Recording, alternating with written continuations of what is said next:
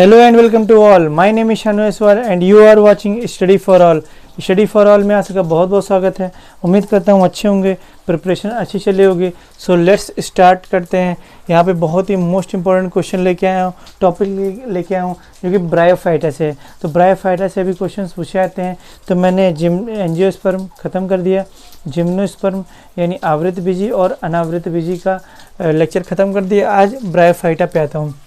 अच्छा, ब्रायोफाइटा की अगर बात की स्टडी किस में करते हैं तो सीधी सी बात है, ब्रायोफाइटा बोलते हैं इंग्लिश में और ब्रायोफाइट हिंदी में बोलते हैं। तो इसकी स्टडी यानी इसकी अध्ययन जो करते हैं वो ब्रायोलॉजी में करते हैं। किसमें करते हैं भैया? ब्रायोलॉजी में करते हैं। किसमें करते हैं? ब्रायोलॉजी। किसमें करते हैं? ब्रायोलॉजी। तो ब्रायोफाइटा का अध्ययन किसमें किया जाता है? तो ब्रायोलॉजी में किया जाता है। अगर अच्छा क्वेश्चन पूछाएगा, फादर ऑफ ब्रायोलॉजी कौन है, मतलब ब्रायोलॉजी के जनक कौन है? ठीक, ब्रायोलॉजी के जनक कौन है? तो उम्मीद करता हूँ समझ में आएगा। फादर ऑफ ब्रायोलॉजी मतलब इंडियन। अगर बात किया किसकी बात की है? इंडियन। तो who is called as Indian bryology. तो इंडियन ब्रायोलॉजी किसे कहा जाता है? तो SR कश्यप को कहा जाता है। किसको कहा जाता है भैया? SR, ठीक, SR कश्यप। तो बात की जाएगी कि फादर ऑफ इंडियन ब्रायोलॉजी किसे बोला जाता है? तो SR कश्यप को बोला जाता है। किसको बोला जाता है भैया? SR कश्यप को बोला जाता है। अच्छा, बात की जाएगी कि इनमें क्या होता है, जड़ के स्थान पर क्या पाया जाता है? तो इसमें जड़ के स्थान पर किसके आधार पर भैया? स्थान पर। तो जड़ के स्थान पर ध्यान से देखिएगा, तो जड़ के स्थान पर क्या होता है इसमें?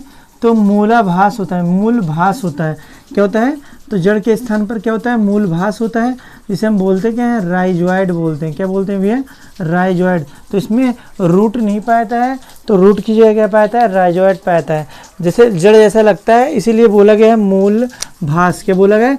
मूल में आ निकलता है तो मूलाभास। आभास मतलब लगता है कि ये जड़ है लेकिन होता नहीं है, तो मूलभास। अच्छा, इसमें संवहन ऊतकों का अभाव पाया जाता है।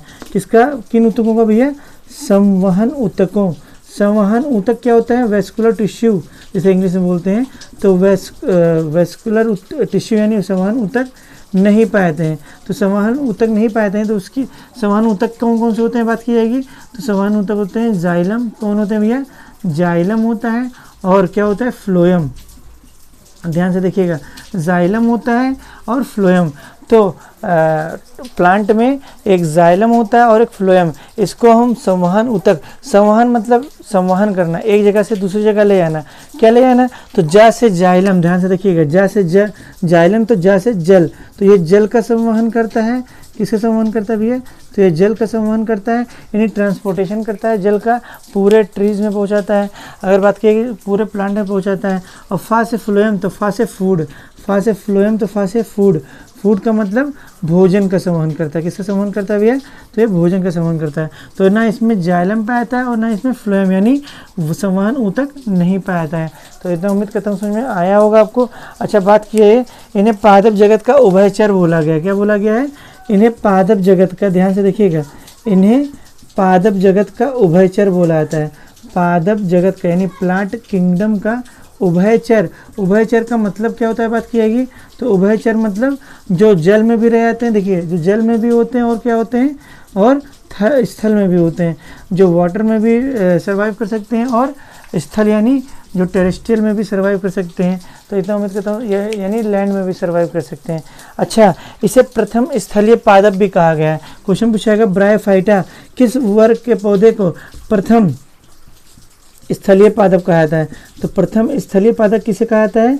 तो प्रथम स्थलीय पादप ब्रायोफाइटा को कहा जाता है। किसको कहा जाता है भैया? ब्रायोफाइटा को फर्स्ट टेरेस्ट्रियल प्लांट बोला जाता है। क्या बोला जाता है? फर्स्ट टेरेस्ट्रियल प्लांट यानी प्रथम स्थलीय पादप कहा जाता है। ये बाढ़ की तीव्रता को भी, ध्यान से देखिएगा, ये बाढ़ की तीव्रता को भी कम करते हैं। किसको भैया? ये बाढ़ की तीव्रता को भी कम करते हैं। ध्यान से समझिएगा, ये बाढ़ की तीव्रता को भी क्या करते हैं? तो ये बाढ़ की तीव्रता को कम करते हैं। इसका मतलब समझे, बाढ़ आएगा तो बाढ़ में क्या होता है? पानी होती है, पानी खूब तेज़ी से फ्लड आता है तो पानी खूब तेज़ से बहता है। तो इससे क्या होता है? तो बाढ़ की तीव्रता को कम करता है। क्या करता है? और इससे क्या होता है, जब खूब तेज़ी से, जब ये बाढ़ यानी पानी खूब तेज़ी से बहेगा तो जो अपर लेयर जो सरफेस होती है किसकी, सॉइल की, तो उसको भी उड़ा के ले आ सकती है। तो ध्यान से देखिएगा, तो मृदा अपरदन को भी रोकता है। किसको रोकता है भैया, मृदा अपरदन को भी रोकता है। अपरदन का मतलब होता है कटाव। अच्छा, मृदा में अगर मिट्टी में कटाव हो जाएगा तो मिट्टी क्या हो जाएगी, बंजर हो जाएगी। तो मिट्टी को यानी सॉइल को बैरन होने यानी बंजर होने से बचाता है। एक बार देखो पूरा आ रहा है कि नहीं, ठीक, मस्त आ रहा है पूरा, अब साफ भी आ रहा होगा, क्लियर, तो समझिएगा ध्यान से। अच्छा, क्वेश्चन पूछाएगा, ध्यान से समझिएगा। तो ये बाढ़ की तीव्रता को भी क्या करता है, कम करता है। बाढ़ की तीव्रता अगर कम होगी तो फ्लो उसकी कम होगी वाटर की, तो मृदा अपरदन नहीं होगा, यानी मृदा में कटाव नहीं होगा, तो भूमि बंजर नहीं होगी। ठीक, अगर बात की जाएगी ये क्या होता है, इसमें क्या होता है, ध्यान से देखिएगा, इसमें ये क्वेश्चन पूछा जाता है, इसमें क्या होता है, जल का ये जो होता है, ये होता है ब्रायोफाइट, ये ब्रायोफाइट पादप जो होते हैं, ये ब्रायोफाइट पादप है। ध्यान से देखिएगा, ये जो ब्रायोफाइट पादप है, ब्रायोफाइट पादप जो है, ये जल का, किसका भी है, जल का अवशोषण बहुत तेजी से करते हैं, जल का अवशोषण शीघ्र करते हैं।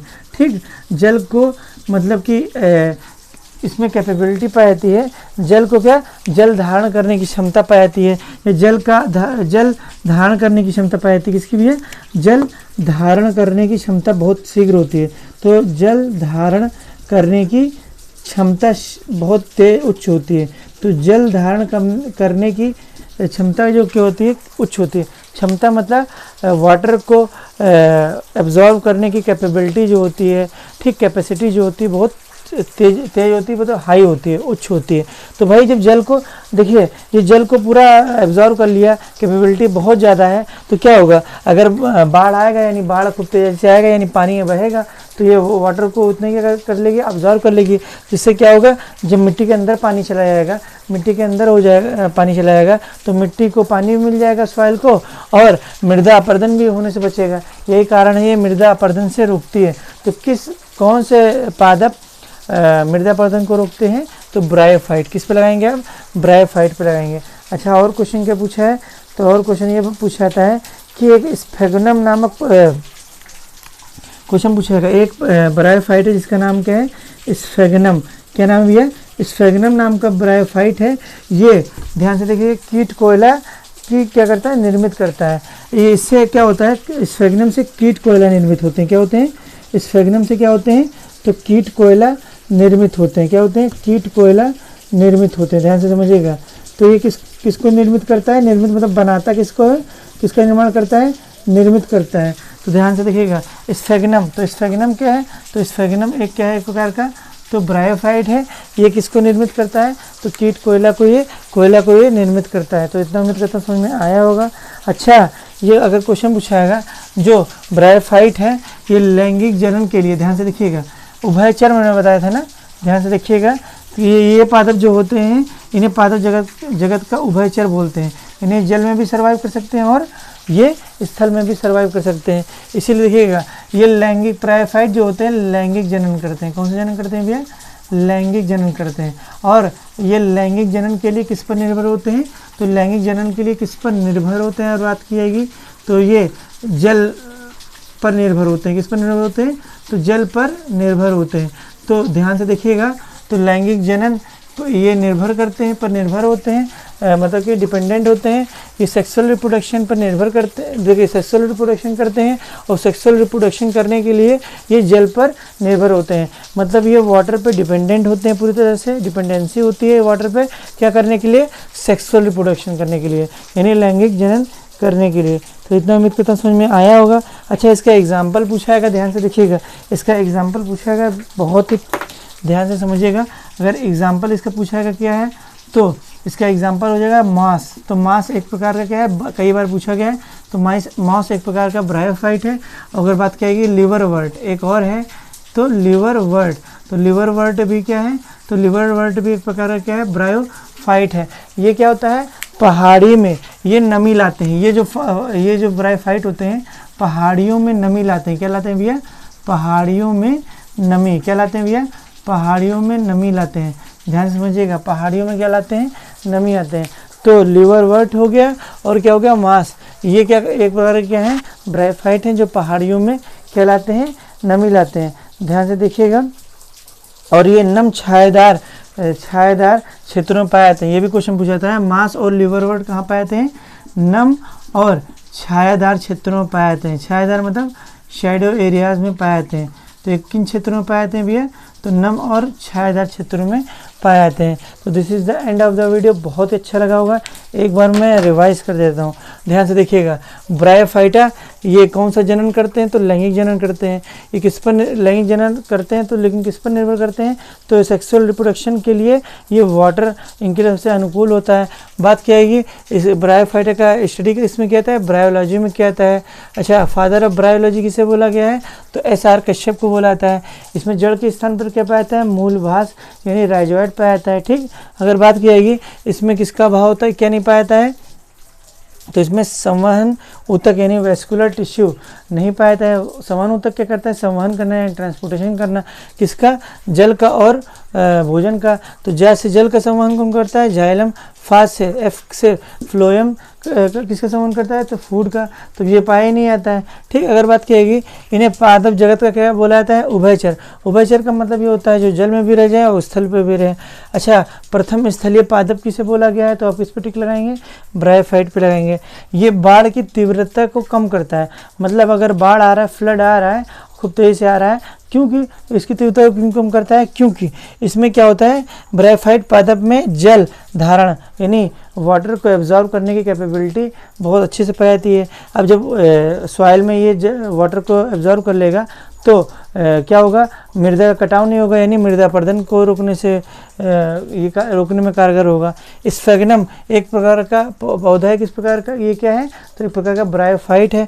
अच्छा, इससे क्या निर्मित होता है? तो किसका फॉर्मेशन करता है? ठीक, तो कीट कोयला का निर्मित करता है। ठीक, अगर बात की जाएगी मांस और लिवरवर्ट एक प्रकार का ब्रायोफाइट है जो ये कहाँ पाया जाता है? पहाड़ियों में नमी के लिए जिम्मेदार किसे माना गया है? मांस या लिवरवर्ट। और नम ये कहाँ पाए थे? नम छायादार क्षेत्रों में पाए थे।